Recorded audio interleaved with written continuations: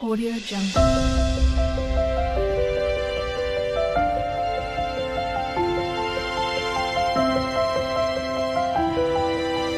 Audio Jungle. అపోస్తల కార్యము 17వ అధ్యాయంలో అపోస్తలుడైన పౌలు తెస్సలోనిక స్థానిక సంఘం దగ్గర నుంచి ఆయన ఏథెన్స్ వచ్చారు. అపోస్తల కార్యం 17వ అధ్యాయము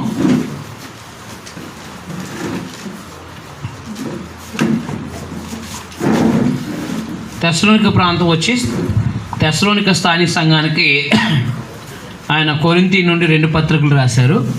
దానికి ముందుగా వారు 16వ వచనం నుంచి చదివితే, పౌలు ఏథెన్సులో వారి కొరకు కనిపెట్టుకొని ఉండగా ఆ పట్టణము విగ్రహములతో నిండి ఉండుట చూచినందున అతని ఆత్మ పరితాపము పట్టలేకపోయాను. కాబట్టి సమాజ మందిరంలో యూదులతోనూ భక్తిపరులైన వారితోనూ ప్రతి దినమున సంత వీధుల్లోనూ తన్ను కలుసుకుని వారితోనూ తర్కించుచూ వచ్చాను. ఎపికురీల్లోనూ స్తోయికులలోనూ ఉన్న కొందరు జ్ఞానులు అతనితో వాదించిరి. కొందరు ఈ వదలబోతు చెప్పున్నది ఏమిటని చెప్పుకునేది. అతడు యేసును గూర్చియో పునరుత్థానమును గూర్చియో ప్రకటించను కనుక మరికొందరు వీడు అన్య దేవతలను ప్రచురించుచున్నాడని. అంటే పునరుత్థానం గురించి మాట్లాడేటప్పటికి, యేసుని బట్టి పునరుత్థానం కలుగుతుంది అని చెప్పేటప్పటికి అది వాళ్ళకు కొత్త బోధ కింద ఉంది. ఎవరికి? ఏథెన్స్ ప్రజలకి. ఏథెన్స్ ప్రజలు విగ్రహాలతో నిండిపోయి ఉన్నాయి. అంతట వారు వెంటబెట్టుకొని అరియోపగు అను సభ యొద్దకు తీసుకుని పోయి, నీవు చేయుచున్న ఈ నూతన బోధ ఎట్టిదో మేము తెలుసుకునవచ్చునా? కొన్ని కొత్త సంగతులు మా చెవులకు వినిపించుచున్నావు గనుక వీటి భావమేమో మేము తెలుసుకునగోరుచున్నామని చెప్పి ఏథెన్సు వారందరూ అక్కడ నివసించు పరదేశులను ఏదో ఒక కొత్త సంగతి చెప్పుట ఎందును వినుట ఎందును మాత్రమే తమ కాలము గడుపుచుండు. అంటే కొత్త సంగతులు వింటూ ఉంటారు అంతే. వీళ్ళు అదైనా కొత్త సంగతులు వింటూ ఉంటారంటే అంతే. వాళ్ళు పౌలు కాలం గడుపుతుండేవారండి. పౌలు అరేపోయగు మధ్య నిలిచి చెప్పింది ఏమనగా, ఏథెన్స్ వారలారా, సమస్త విషయంలోనూ అతి దేవతా భక్తి గలవారై ఉన్నట్టు నాకు కనబడుచున్నది. అది అంటే అతి దేవతా భక్తి అంటే చాలా ఎక్కువైన భక్తి ఉందంటే వీళ్ళకి. ఎవరికి? ఏథెన్స్ ప్రజలకి. ఎంత భక్తి ఉందో చెప్తున్నాడు ఆయన. నేను సంచరించుచు మీ దేవత ప్రతిమలను చూస్తుండగా ఒక బలిపీఠం నాకు కనబడెను. అది నేను సంచరిస్తూ మీ దేవతా ప్రతిమలను చూస్తుండగా ఒక బలిపీఠం నాకు కనబడింది. దాని మీద తెలియబడని దేవునికి అని వ్రాయబడి ఉన్నది. అది తెలియబడని దేవునికి అని రాయబడింది. కాబట్టి మీరు తెలియక దేని యందు భక్తి కలిగి ఉన్నారో దానినే నేను మీకు ప్రచురపరచుచున్నాను. చూసారా, ఇక్కడ మన వాళ్ళు క్రైస్తవులు సేవకులు అనబడే వాళ్ళు చేసే రాంగ్ ఏంటంటే, బహిరంగ ప్రసంగాల్లో ఇతర దేవతల గురించి మాట్లాడటం. అంత అవసరం అంటారా? అవసరం లేదు. అర్థమైందా? ఇప్పుడు మన దేశం లౌకిక రాజ్యమైనప్పటికీ అర్థమైందా, బహిరంగంలో ఎవరి మతాన్ని దూషించడానికి ఎవరికి అధికారం లేదు. మొట్టమొదటి గుర్తుపెట్టుకోండి. అర్థమైందా? కాబట్టి మీ విగ్రహాలు దేవుళ్ళు కాదు, మీ విగ్రహాలన్నీ ఒట్టివి అని మీకు తెలుసు, అది వాళ్ళకి తెలీదు. కాబట్టి వాళ్ళు దూషించడం కానీ లేకపోతే వాళ్ళ దేవతల గురించి మనం తప్పు చేసి మాట్లాడడం కానీ మాట్లాడకూడదు. అలాంటిది అపోస్తలులు అలా చేయలేదు. అర్థమైందా? కాబట్టి బహిరంగంగా వాళ్ళు ప్రసంగం చేసేటప్పుడు ఏం చేశారంటే, దేవుడు ఎవరో చెప్పారు. అర్థమైందా? దేవుడు ఎవరో చెప్పారు. సరిపోద్ది. దేవుడు ఎవరో చెప్తే చాలు. దేవుడు కారణంలో ఎవరో తెలుస్తుంది కదా. అంతే కదా. రాంగ్లో ఉన్నారో వాళ్ళకి అర్థమవుతుంది. మనం ఎప్పుడైతే విమర్శించామో ఈ వాస్తవాన్ని వాళ్ళు అంగీకరించలేదు. అందుకని ప్రసంగ శాస్త్రం అని ప్రసంగాలు ఎలా చేయాలో చాలామందికి తెలియదు. అర్థమైందా? వాళ్ళు పట్టాలు వేసుకుంటారు, లేకపోతే వాళ్ళు డ్రెస్సులు వేసుకుంటారు, వాళ్ళు 40 రోజులు వాళ్ళ భక్తి 40 రోజులు అని చెప్పేసి నువ్వు సంఘంలో చెప్పుకున్నావంటే వేరే సంఘం. నువ్వు బహిరంగంగా మాట్లాడుతున్నావంటే మరొక మతాన్ని లేకపోతే మరొక విగ్రహాలను నువ్వు దూషిస్తున్నట్టే కదా. అందుకే కదా ఈ గొడవలు. నేను అవునా కాదా? అలా మాట్లాడమని ఎవరు చెప్పారు? అసలు సంఘములో ఆత్మ సంబంధంగా ఎదగటానికి నేర్పిస్తావు. బహిరంగంగా వచ్చేటప్పుడు దేవుడు ఎవరు, ఆయన ఏమై ఉన్నాడు, యేసుప్రభు ఎవరు, ఆయన ఎందుకు వచ్చారు, ఆయన్ని అంగీకరిస్తే వచ్చే ఆత్మ సంబంధం అంటే మన ఆత్మకి ఏంటి అని చెప్పేసి అనే విషయాలు మాట్లాడతావు. స్వార్థ, యేసుప్రభు ఎందుకు మరణించారు, ఎందుకు సమాధి చేయబడ్డారు, ఎందుకు తిరిగి లేపడ్డారు అనేవి 3 రోజుల్లో 3 నైట్లు నువ్వు క్లారిటీ ఇస్తావు. నేను అర్థమలేదా? మళ్ళీ ఇచ్చినప్పుడు అర్థమవుతుంది కదా. యేసుప్రభు వచ్చింది పరలోకం నుంచి, దేవుని దగ్గర నుంచి. ఆ తర్వాత ఆయన మరలా ఆయన పరలోకానికి మార్గము, ఆయన ప్రాణం పెట్టింది పాపక్షమాపణ కొరకంట. ఈ విషయాలు అర్థమవుతూ ఉంటాయి. అర్థమైందా? మన ప్రభువుని గొప్ప చేయడానికి విగ్రహాలు దూషించాల్సిన అవసరం లేదు. దేవుని యొక్క ఔన్నత్యం చెప్పడానికి విగ్రహాల యొక్క అసమర్థత చెప్పాల్సిన అవసరం కూడా లేదు అన్నమాట. అందుకని దేవుని గురించి ఏం చెప్పాడంటే తెలుసులో మీకు అర్థమైందా? 1:25 నుంచి చూడండి, అద్భుతంగా మాట్లాడాడు. దేవుడు అంటే ఎవరు? జగత్తును అందరి సమస్తమును దేవుడు. జగత్తును అందరి సమస్తాన్ని నిర్మించిన వాడు దేవుడు. అది జగత్తు దేవుడు కాదు, సృష్టి దేవుడు కాదు. జగత్తును అందలి సమస్తమును దేవుడు సమస్తమును నిర్మించిన వాడు దేవుడు. తానే చూసారా? దేవుడు అంటే ఎవరు? జగత్తును అందరి సమస్తాన్ని నిర్మించినట్టు వాడు. అంటే భూమిని ఆకాశాన్ని అందులో ఉన్న సమస్తాన్ని సృజించిన వాడు దేవుడు, సృష్టి దేవుడు కాదు అనే మాట అందులో ఉందా లేదా? మనం ఏం చెప్పాలా మళ్ళా? పాము దేవుడు కాదు, లేకపోతే ఆది దేవుడు కాదు, ఇది దేవుడు కాదు అని చెప్పేసి ఎవరైనా ఎడమర్చాలా? చెట్టు దేవుడు కాదు అని చెప్పాలా? సృష్టి దేవుడు కాదు, సృష్టించిన వాడు ఎంత అద్భుతంగా చెప్పాడు చూడండి. ఆ తర్వాత తానే ఆకాశమునకును భూమికి ప్రభువై ఉన్నంత. అంటే మరి సృష్టికి అంతటికి ప్రభు ఎవరు? అదే సృష్టి అంతటికి ప్రభు ఎవరంటే దేవుడు. అర్థం అవట్లేదు, మీరు రాసుకోండి అంతే, ఏం లేదు. అదైనా సృష్టి అంతటికి దేవుడే ప్రభువు. అదైంది అంటే సృష్టి అంతటికి దేవుడే ప్రభువు. అదైందా? సృష్టి అంతటికి దేవుడే ప్రభువు. చదవండి. ఆయన తానే ఆకాశమునకును భూమికి ప్రభు అయినందున హస్తకృతములైన ఆలయములలో నివసింపడు. అంటే దేవుడే ప్రభువు కాబట్టి సృష్టికి. అదైందా? దేవుడే ప్రభువు కాబట్టి ఏం చేయడం అనమాట? ఆయన హస్తకృతమైన ఆలయాల్లో నివసింపుడు అనమాట. అంటే ఆకాశానికి ఆ ప్రభు అయి ఉండాలంటే అక్కడ ఉండాలి కదా. మరి ఆకాశాన్ని ప్రభు అయి ఉండాలంటే ఆకాశాన్ని ఏర్పాటు చేసే అంతే ఆకాశంలో ఉండాలి కదా. అంటే అన్ని చోట్ల ఉండేవాడే కదా దేవుడు. కాబట్టి ఆకాశానికి ప్రభు అంటే భూమి మీద ఉండేవాడు కాదు కదా, అదనమాట. అందుకని ఆకాశానికే భూమికే ప్రభు అయి ఉన్నప్పుడు ఇప్పుడు ఆయనకి ఎంత మందిరం కడతారు? కాబట్టి మానవుడు నిర్మించిన దేవాలయాల్లో లేకపోతే మందిరాల్లో భౌతికమైన బిల్డింగుల్లో దేవుడు నివసించడు అనమాట. సృష్టి అంతటికీ దేవుడే ప్రభువు కాబట్టి అదైందా?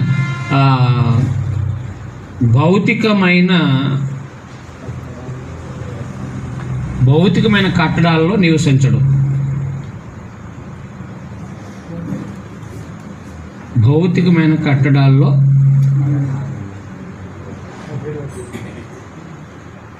నివసింపడు. తర్వాత దేవుడు అంటే ఎవరో చెప్పాడండి. తర్వాత ఆయన అందరికి జీవమును ఊపిరిని సమస్తమును దయచేయువాడు. అది చేత గుర్తుపెట్టుకోండి. అందరికీ ఊపిరి దయచేస్తాడు. ఆయనకు ఊపిరి అయ్యక్కర్లేదు. ప్రాణ ప్రతిష్ఠ అంటారు కదా, ఇల్లో ప్రాణాన్ని ప్రతిష్ఠించారంట విగ్రహాన్ని పెట్టి. మీకు అర్థమైందా? దేవుడే ఊపిరినిచ్చేవాడు. గుర్తుపెట్టుకోండి. మానవ జాతి అంతటికి ఎవరిని? దేవుడే సమస్తానికి ఏం చేట?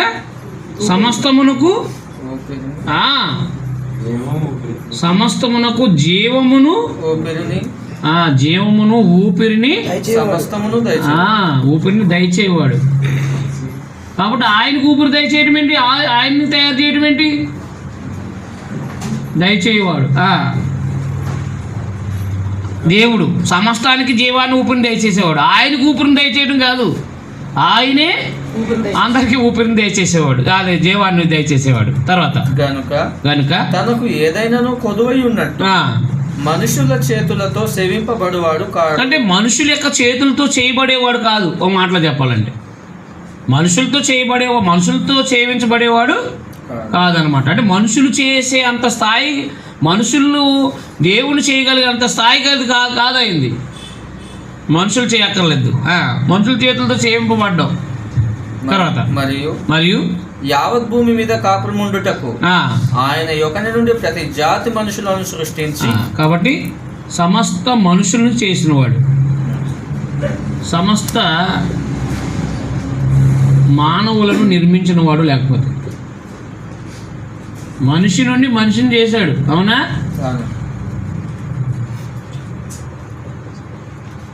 సమస్త మనుషులను నిర్మించిన వాడు.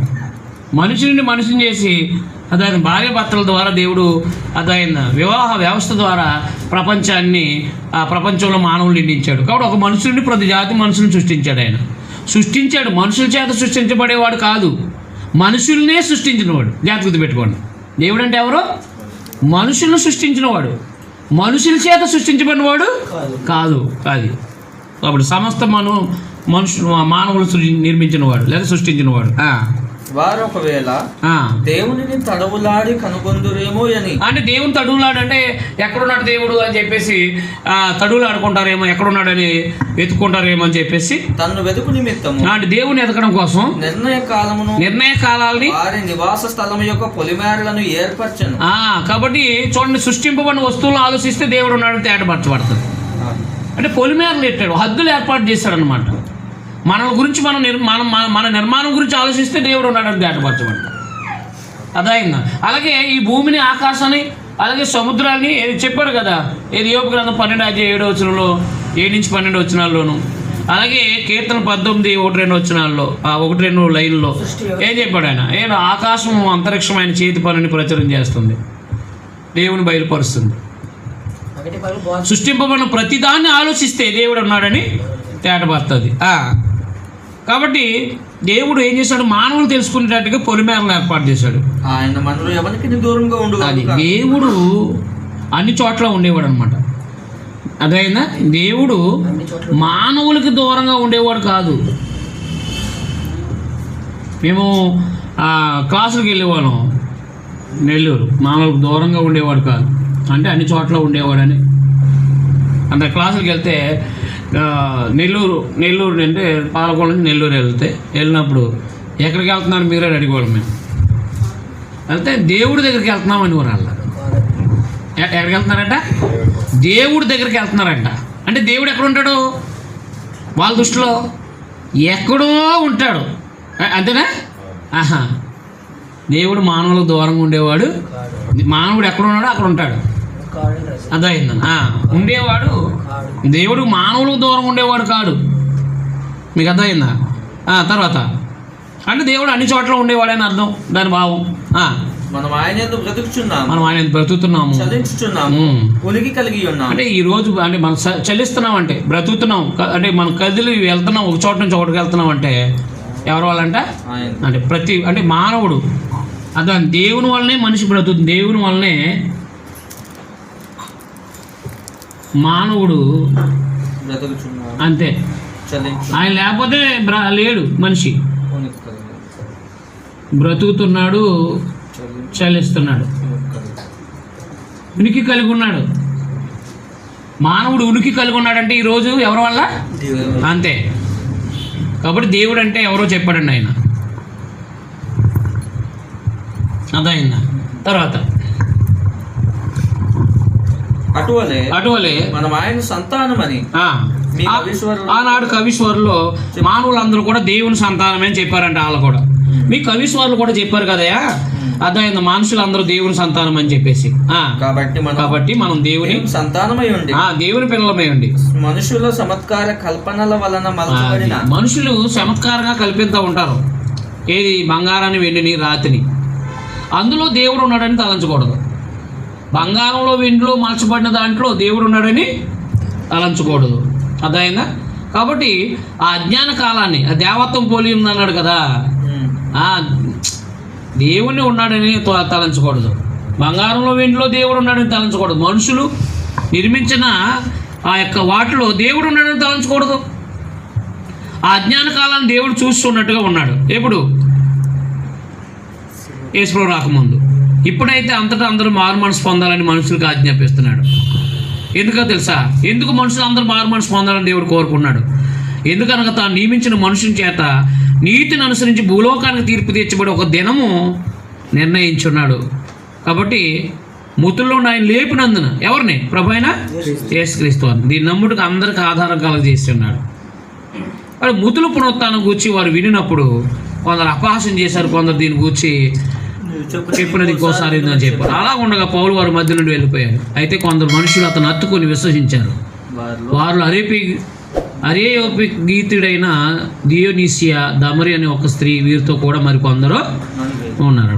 కాబట్టి ఏథెన్సులో ప్రసంగించి దేవుడు ఎవరో చెప్పి అదైన దేవుడు యేసుక్రీస్తు వారి ద్వారా తీర్పు తీర్చే దినం ఒకటి నిర్ణయించాడని చెప్పేసి ఆయన ద్వారా మృతుల పునరుత్థానం అందింది ఆయన సువార్త ప్రకటించి అక్కడి నుంచి కొరింథీకి వచ్చారు వాళ్ళు. 18వ అధ్యాయం. ఆ తర్వాత పౌలు ఏథెన్సు నుండి బయలుదేరి కొరింథీకి వచ్చి పొంతు వంశీయుడైన అకులైన ఒక యూదుని అతని భార్యను ప్రిస్కిలను కనుగొని వారి వద్దకు వెళ్ళాను. యూదులందరూ రోమా విడిచి వెళ్ళిపోవాలని క్లౌదియా చక్రవర్తి ఆజ్ఞాపించినందున వారు ఇటలీ నుండి కొత్తగా వచ్చినవారు. వారు వృత్తికి డేరాలు కుట్టేవారు. పౌలు అదే వృత్తి గలవాడు కనుక వారితో కాపురం ఉండేను. వారు కలిసి పనిచేస్తున్నది. అతను ప్రతి విశ్రాంతి సమాజ మందిరంలో తర్కిస్తూ యూదులను గ్రీస్ దేశస్తులను ఒప్పిస్తూ ఉన్నాడు. శీల, తిమోతి మాస్దో నుండి వచ్చినప్పుడు పౌలు వాక్యం బోధించడంలో ఆతృత గలవాడే యేసే క్రీస్తుని యూదులకు దృఢంగా సాక్ష్యం ఇచ్చున్నాను. వారు ఎదురుగాడి దూషించినప్పుడు అతను తన వస్త్రాలు దులుపుకొని మీ నాశనానికి మీరే ఉత్తరవాదు, నేను నిర్దోషిని, ఇక మీద అన్ని జనులు ఎదుగు పోవద్దునని వారితో చెప్పి అక్కడ నుండి వెళ్ళి దేవుని యందు భక్తి గల తీతు యూస్తని ఒకరి ఇంటికి వచ్చాడు. అతని ఇల్లు సమాజ మందిరాన్ని ఆనుకుని ఉండేను. ఆ సమాజ మందిరపు అధికారి అయిన క్రిస్పు తన ఇంటి వారందరితో కూడా ప్రభునందు విశ్వాసం ఉంచాను. మరియు కొరింథీయుల్లో అనేకులు విశ్వాసం ఉంచి బాప్తిసం పొందారు. సంఘం ఎలాగ ఏర్పడింది? అపోస్తుల కార్యం 18వ అధ్యాయంలో పౌలు గారి యొక్క 2వ సువార్త ప్రయాణంలో సంఘం ఏర్పడింది. నేను చేరిపేస్తున్నాను. కొరింథీ ప్రాంతంలో స్థానిక సంఘం ఎలా ఏర్పడిందంటే మనకు తెలియాలి కదా. ఆ సంఘానికి ఎక్కడి నుంచి పత్రిక రాశాడో కూడా మనకు తెలియాలి. ఎందుకు రాశాడనేది మనకు తెలియాలి. ఒకవేళ ఆ కొరింథీ పత్రికలో ఉన్న సంఘంలో ఉన్న లోపాలు మనం పనిచేస్తున్న స్థానిక సంఘాల్లో ఉంటే లోపాలని ఈ యొక్క పత్రికల ద్వారా ఆ లోపాలు మనం సరిచేయాల్సిన అవసరం మనకి ఉంది. నేను అంతేనా? అంతే, వాక్యానుసారంగా మనం లోపాలు దిద్దాలన్నమాట.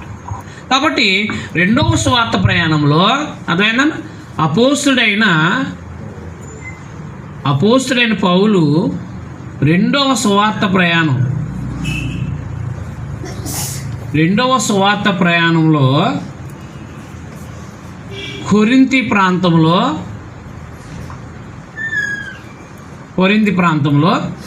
అదైంది 18 నెలలు ఉండి చదవండి కిందకి. అది 18 నెలలు వారి మధ్య దేవుని వాక్యం బోధించుచు ఒక సంవత్సరం మీద 6 నెలలు అక్కడ నివసించాడు. అది 18 నెలలు సువార్త ప్రకటించాడు.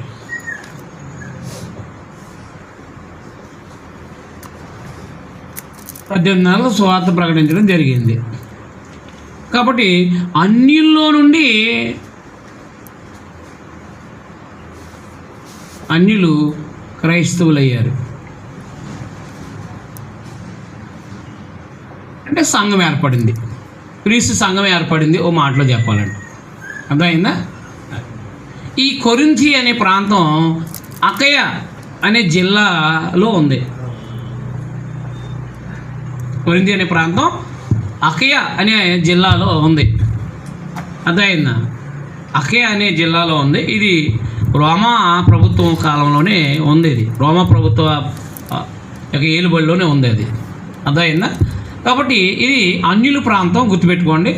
చాలా పెద్ద పట్టణం కొరింథీ ప్రాంతం అనేది. చాలా పెద్ద ప్రాంతం, లేదా పొడవైన ప్రాంతం అన్నమాట. చాలా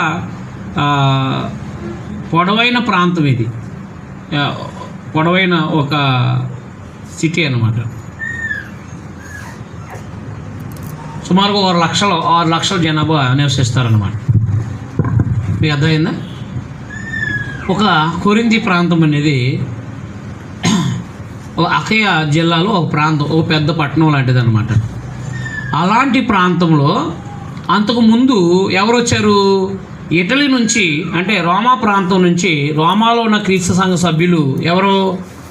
అకుల, ప్రిస్కిల. అది మీరు మా రోమపత్రిక 16వ అధ్యాయం చదివితే 2వ వచనంలో ఉంటుంది. వాళ్ళు రోమాలో ఉన్న క్రీస్తు యొక్క సంఘ సభ్యులు. కానీ కొన్ని ఒక కైసరు కొంత ఆజ్ఞాపించిన కైసరు అర్థమైందని వెళ్ళిపోమని చెప్పినప్పుడు ఇలా కొరింథీ ప్రాంతం వచ్చి నివసించారన్నమాట.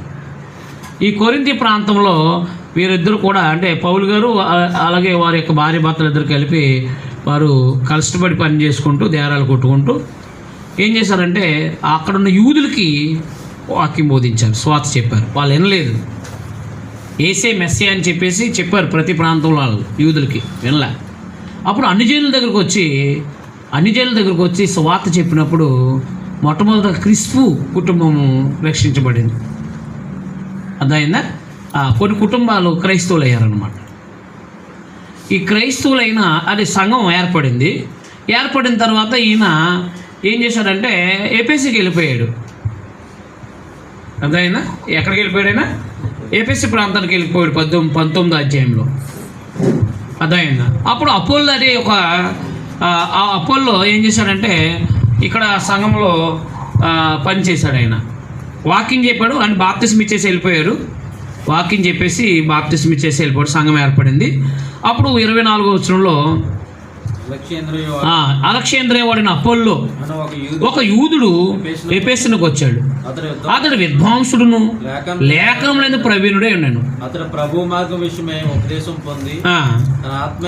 తన ఆత్మయందు తీవ్రపడి యోహాను బాప్తిస్మ మాత్రమే తెలుసుకున్నవాడైనను యేసును గూర్చిన సంగతులు వివరంగా చెప్పి బోధిస్తూ సమాజ మందిరాల్లో ధైర్యంగా మాట్లాడని ఆరంభించాడు. ప్రిస్కిల్ అక్కలు విని అతను చేర్చుకుని దేవుని మార్గం మరి పూర్తిగా అది విసిబారు. తర్వాత అతడు అకయకు పోదలిసినప్పుడు, అకయ అంటే ఏది? అకయ అన్నప్పుడు కొరింది, అకయ జిల్లాలో కొరింది ప్రాంతం అనమాట. అకయకు పోదలిసినప్పుడు అతన్ని చేర్చుకున్న వాళ్ళని, ఎవరిని? కొరిందిలో ఉన్నవాళ్ళు, కొరిందిలో ఉన్న స్థానిక సంఘం చేర్చుకోవాలని సహోదరులు ప్రోత్సాహపరుస్తూ అక్కడ శిష్యులకు రాశారంటండి లెటరు. అతను అక్కడికి వచ్చి కృపచేత విశ్వసించిన వారికి చాలా సహాయం చేశాడు. యేసే క్రీస్తు అని లేఖనాల ద్వారా అతడు దృష్టాంతపరిచి యూదుల వాదాన్ని బహిరంగంగా గట్టిగా ఖండిస్తూ వచ్చాడనమాట. మొత్తం మీద పౌలు గారు ఏమో నాటి వెళ్ళాడు, అపోల్లో వచ్చి సంఘానికి నీరు పోసాడు. ఏది 3 అధ్యాయాలు చెప్తాడు కదా కొరింథీ పత్రికలో, అది జరిగిందనమాట. ఈయన 19వ అధ్యాయంలో ఎఫెసు ప్రాంతానికి వెళ్ళాడు. చూడండి 19వ అధ్యాయంలో అపోలో కొరింథీలో ఉన్నప్పుడు జరిగింది ఏమన్నా. పౌలు పై ప్రదేశాలు సంచరించి ఎఫెసుకు వచ్చాడు అన్నాడా? ఎఫెసుకు వచ్చి 2 సంవత్సరాలు ఉండిపోయాడు. చూడండి 10వ వచనంలో, అపోస్తలుల 19వ అధ్యాయం 10వ వచనం చూడండి. 2 ఏండ్ల వరకు ఇలా జరిగిన కనుక యూదులేమి గ్రీస్ దేశస్తులేమి ఆసియాలో కాపురమున అందరూ ప్రభువాక్యం విన్నారంట. అర్థమైందా? కొరింథీలో సంఘాన్ని ఏర్పాటు చేసేసి, అర్థమైందా, అక్కలు ప్రిస్కిలలో ఉన్నారు కదా అని చెప్పేసి ఆయన వెళ్ళిపోతే ఏపీసీ ప్రాంతానికి వెళ్ళిపోయాడు. ఏపీసీ ప్రాంతానికి వెళ్ళిన తర్వాత ఈ అపోల్లో అనే ఆయన్ని అక్కడికి సువార్తికుడిగా పంపించారు. ఎక్కడికి? కొరింథీకి. అక్కడ వాక్యం బోధించాడు ఆయన. ఈ వాక్యం బోధించగా పౌలు గారు ఏం చేశాడు? ఏపీసీకి వచ్చాడు. ఏపీసీలో 2 సంవత్సరాలు ఉండి అక్కడ వాక్యం ప్రకటించి సంఘం కట్టాడు. మీకు అర్థమైందా? అర్థమలేదా? 2 ఏండ్లు అంటే 2 సంవత్సరాల వరకు ఏపీసీలో. అది అపోస్తలుల 19:10లో ఉండిపోతే అన్ని జిల్లాలోని క్రైస్తవులు కదా, ఎవరు? అన్ని జిల్లాలోని క్రైస్తవులు అయ్యారు కదా, ఎవరు? కొరింథీలో ఉన్నవాళ్ళు. అన్నిలంటే ఎవరు? విగ్రహాల నుంచి బయటకు వచ్చిన వాళ్ళు. చాలా డౌట్లు ఉంటాయి. విగ్రహాల కాడికి తినొచ్చా తినకూడదనే డౌట్లు ఉంటాయి. వివాహాల గురించి తెలియదు వాళ్ళకి. అనుజనులు మొన్న ఏమనుకోవద్దు, మొన్న నెల వెళ్ళిపోతూ వేరే ప్రాంతం నుంచి అదే ఇక్కడ దిగువగా వెళ్ళిపోతున్నాం. చాలా అంటే పిల్లలతో వెళ్తున్నారు. పిల్లలతో వెళ్తుంటే భార్య భర్తలు ఇద్దరు ఆ రోజు స్ట్రైక్ చేశారు కదా, దానివల్ల ఇబ్బంది అయిపోయి నడిచి వెళ్తున్నారు. పిల్లల్ని చూసాం మేము, ఎక్కించుకుని ఏంటంటే ఎంత మరి నైట్ టైం చిన్నపిల్లల్ని తీసుకుని వెళ్తున్నారు ఏంటంటే ఎక్కించుకున్నాం.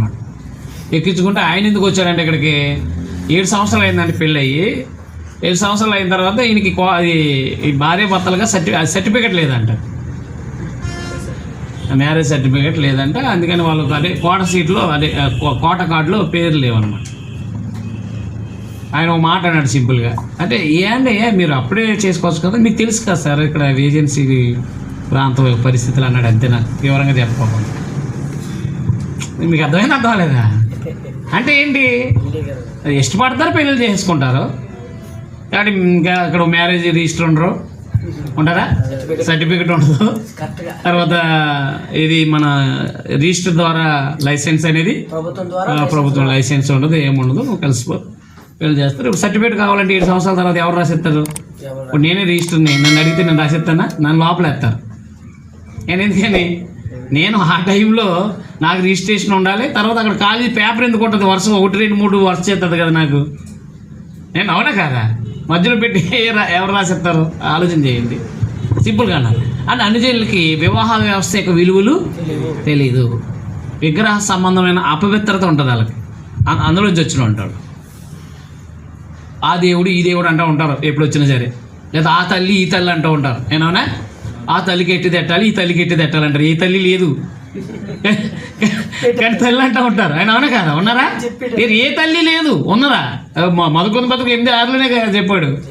ఈ లోకంలో దేవతలు అనబడి ఉన్నాను. దేవతలు అనబడి ఉన్నాయి తప్ప దేవతలు లేరు. చాలా పేర్లు ఉన్నాయి చెప్పడానికి, కానీ ఎవరు లేరు. కానీ ఉన్నారనుకుంటున్నారు వీళ్ళు. అది అలాగే వీళ్ళు కూడా. తర్వాత అనుజనులు వీళ్ళు ఏ స్థితిలో ఉన్నారంటే, అంటే ఎపిఎస్సి నుంచి రాశాడట్టుగా మెచ్చావు. మొదలుకొని 16 అధ్యాయం లాస్ట్లో చూడండి. ఎక్కడి నుంచి రాశాడు ఈ పత్రిక చెప్తున్నాడు. పరిశుద్ధుల కొరకైన కానుక విషయమైతే 16 లాస్ట్. ఇక 16 అంటే మొదటి వచ్చినవేనా? పౌలను నేను నా చేతితోనే వందన వచనము వ్రాయిచున్నాను. ఎవడైనా ప్రభువును ప్రేమింపకుంటే వాడు శపించబడుగాక. లాస్ట్ వచనం అన్నానంటే 19వ వచనం. లాస్ట్ వచనం అంటే లాస్ట్ వచనమే. క్రీస్తు యేసునందు నా ప్రేమ మీ అందరితో 19 ఆసియాలో సంఘముల వారు మీకు వందనాలు చెప్తున్నారు. ఎక్కడున్నాడు ఆయన? 16-19 మొదటి కొరింథీ పత్రిక. కౌశిక్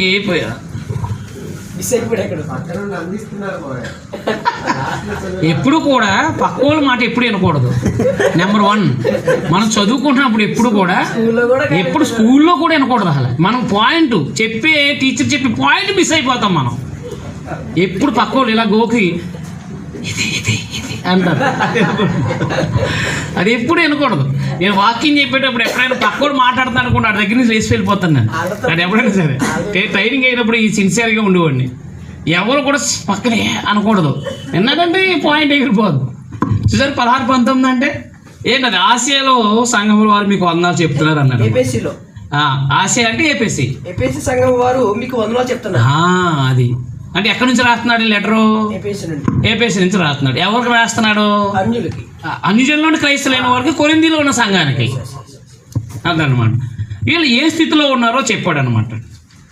ఏ స్థితిలో ఉన్నారంటే వీళ్ళు ఇంకా స్థానిక సంఘం యొక్క స్థితి ఎలా ఉందంటే, రక్షించబడి ఇంకా పసిపిల్లల స్థాయిలోనే ఉన్నారంటే. 3వ అధ్యాయం కొరింథీయులకు రాసిన మొదటి పత్రిక 3వ అధ్యాయం. ఎందుకు రాస్తాడంటే కొన్ని లోపాలను సవరించడానికి, అర్థమైనా కొన్ని అనుమానాలు తీర్చి బలపరచడానికి రాస్తాడు ఈ పత్రిక. అంతే, సింపుల్ అండి. కొన్ని లోపాలను సవరించి కొన్ని అనుమానాలని తీర్చడానికి రాస్తాడన్నమాట. సహోదరులారా, ఆత్మ సంబంధులైన మనుషులతో మాట్లాడినట్లు నేను మీతో మాట్లాడలేకపోయాను. శరీర సంబంధులైన మనుషులే అని, క్రీస్తునందు పసి బిడ్డలే అని. అంటే అర్థం ఏంటి? ఆత్మీయంగా ఎదగారా ఎదగలేదా? అది ఆత్మీయంగా ఎదగలేనప్పుడు ప్రాచీన జీవిత స్థితే ఉంటుంది. మీకు అర్థమైందా?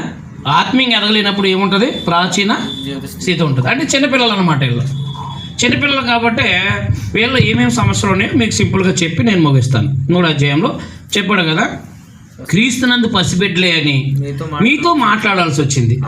అప్పట్లో మీకు బలం చాలకపోయినందున పాలతోనే మిమ్మల్ని పెంచాను, కానీ అన్నంతో మేము పెంచలేదు. అంటే అన్నం అంటే భౌతికమైన అన్నం కాదు, పాలు అంటే భౌతికమైన పాలు కాదు, బలమైన అంటే సందేశం చెప్పలేదు అని చెప్పేసి. అప్పట్లో బలం చాలకపోయినందున పాలతో మేము పెంచాను, కానీ అన్నంతో మేము పెంచలేదు. మీరు ఇంకనూ శరీర సంబంధాలైనటువంటి వాళ్ళని ఇప్పుడు మీరు బలహీనమైనారు కారా? మీలో అసూయ, 3వ వచనం అండర్లైన్ చేసుకోండి. మీలో అసూయ కలహం ఉండగా మీరు శరీర సంబంధులై మనుష్య రీతిగా నడుచుకునే వారు కారా?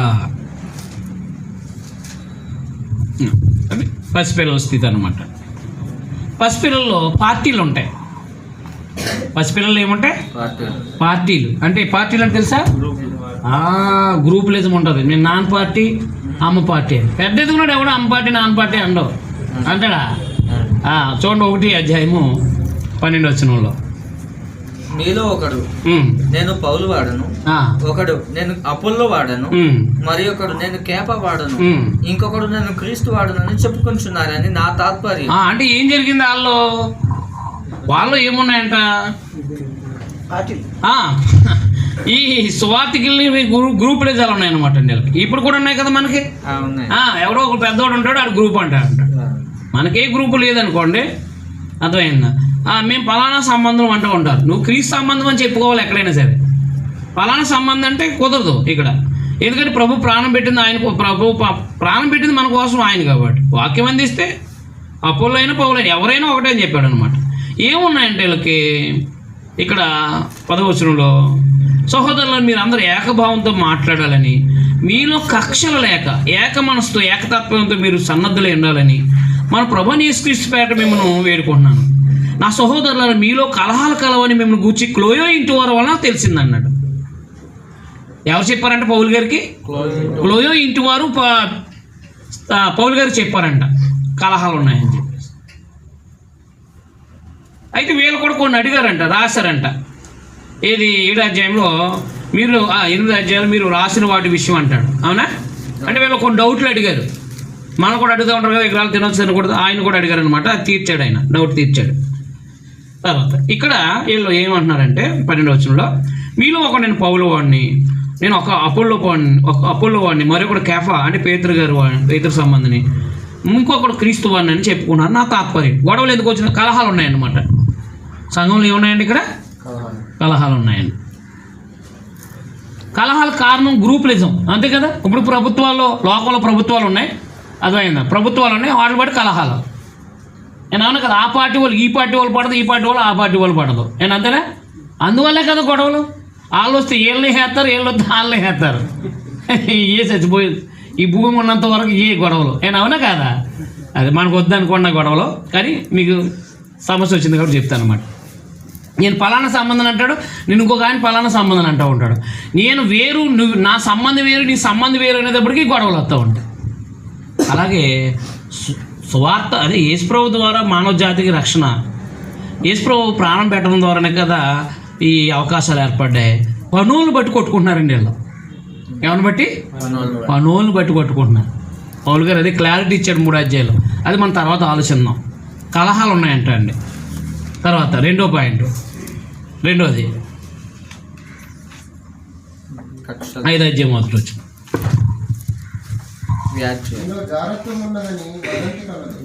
అది కాబట్టి ఆ వ్యాజ్యాలన్నా కలహాలన్నా ఒకటేనండి.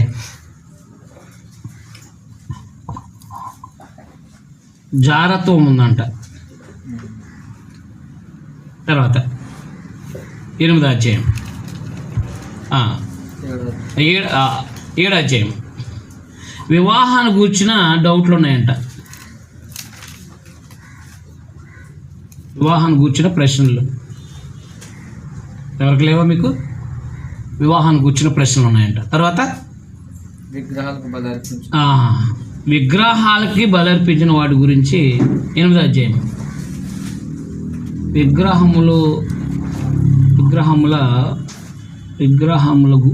విగ్రహములకు బలిగా అర్పించిన వాడి గురించి.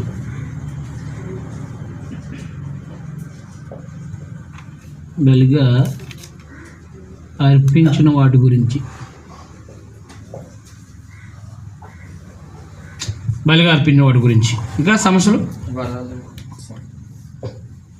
ఏది 1 నుంచి 10 అధ్యాయాల వరకు, అదే 8 నుంచి 10 అధ్యాయాల వరకు విగ్రహాలకు సంబంధించిన బలిగా అర్పించి తినొచ్చో తినకూడదని డౌట్లు. తర్వాత 5వ పాయింట్ డౌట్లు ఏంటంటే 11వ అధ్యాయము ప్రభు భోజనం గురించి.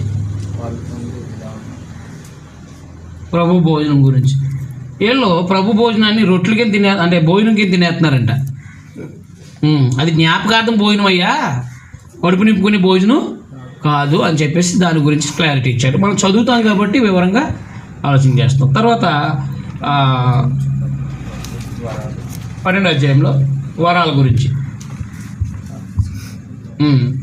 ఆత్మ సంబంధమైన వరాల గురించి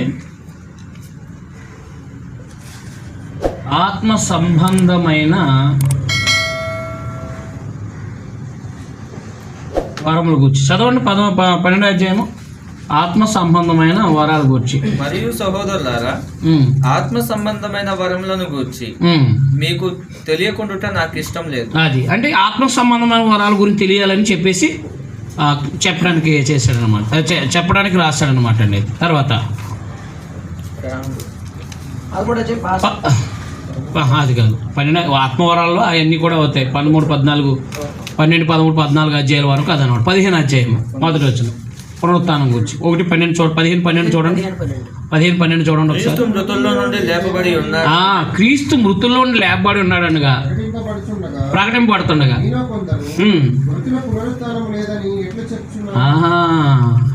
కొంతమంది ఏం చేస్తున్నారంటే మృతుల పునరుత్థానం గురించిన విషయం, మృతుల పునరుత్థానం గురించి చెప్పవచ్చు అన్నమాట.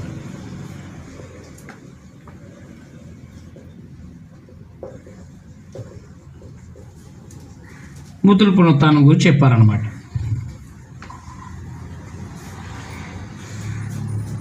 మృతుల పునరుత్థానం లేదంటున్నారంట సంఘంలో వాళ్ళు కూడా, అర్థమైందా?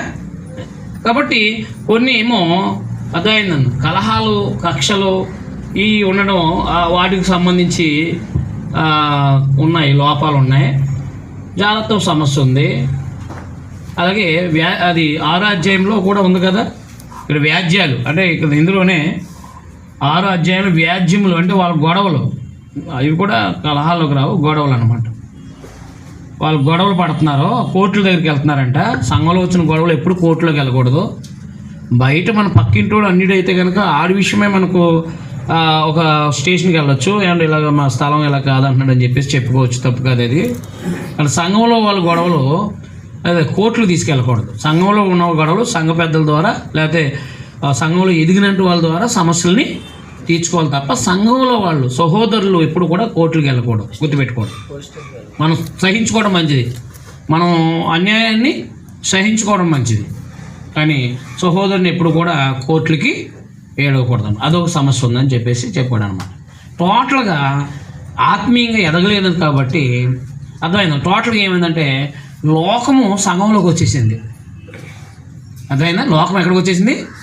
సంఘంలోకి వచ్చేసింది. అందుకని అవన్నీ సంఘం అంటే ఒక ప్రత్యేకింపబడిన జనం అని చెప్పేసి మొదలు పెట్టాడు. చూడండి ఒకసారి మొదలుకొని బతులు మొదటి వచ్చినారు. సంఘం అంటే దేవుని చేత లోకం ప్రకారంగా లోక సంబంధంగా బతికేది కాదు. సంఘం అంటే అర్థమైందా? సంఘం అంటే లోక సంబంధం బ్రతికేది కాదు, ప్రత్యేకంగా బ్రతికేది అని చెప్పేసి చెప్పుకుంటూ వచ్చాడు అనమాట. దేవుని చిత్తము వలన యేసుక్రీస్తు యొక్క అపోస్తలుడుగా నుండుటకు పిలువబడిన పౌలును సహోదరుడైన సోస్తెనేసును కొరింథులోనున్న దేవుని సంఘమునకు అనగా క్రీస్తు యేసునందు పరిశుద్ధపరచబడిన వారి పరిశుద్ధులుగా ఉండుటకు పిలువబడిన వారికి మనకును ప్రభువుగా ఉన్న మన ప్రభు అయిన యేసుక్రీస్తు నామమున ప్రతి స్థలంలో ప్రార్థించే వారికి అందరికీ శుభమని చెప్పి రాయినది. అంటే సంఘం అంటే ఎవరంట? పరిశుద్ధపరచబడి క్రీస్తు రక్తం చేత పరిశుద్ధపరచబడి పరిశుద్ధులుగా ఉండడానికి అదనమాట సంఘం అంటే. అది పరిశుద్ధులుగా అంటే ప్రత్యేకంగా. గ్రీకులో అగియోస్ అన్నాడు, అర్థమైందా? అగియోస్ అంటే పరిశుద్ధత అని అర్థం, అగియోస్ అంటే. కాబట్టి ప్రత్యేకత అని అర్థం, దాన్ని మాట్లాడదాం అంటే ప్రత్యేకత అంటే మనము ప్రత్యేకంగా బతకడానికి వచ్చాం.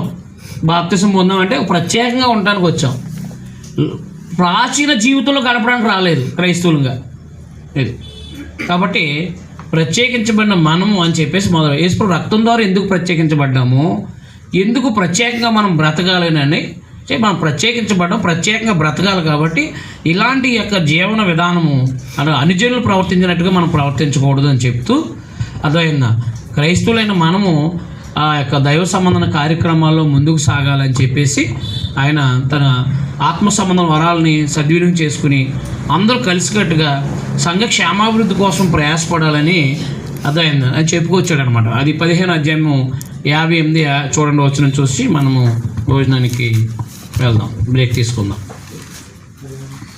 కాగా నా ప్రియ సహోదరులారా, కాగా నా ప్రియ సహోదరులారా, మీ ప్రయాసము ప్రభునందు వ్యర్థం కాదని ఎరిగి, మీ ప్రయాసం ప్రభునందు వ్యర్థం కాదని ఎరిగి స్థిరులను కదలని వారును ప్రభు కార్యాభివృద్ధి అందు ఎప్పటికీ ఆసక్తులై ఉండుడి. అది ఎప్పటికీ ఏం చేయాలంటే ప్రభు కార్యాల్లో ఆసక్తి.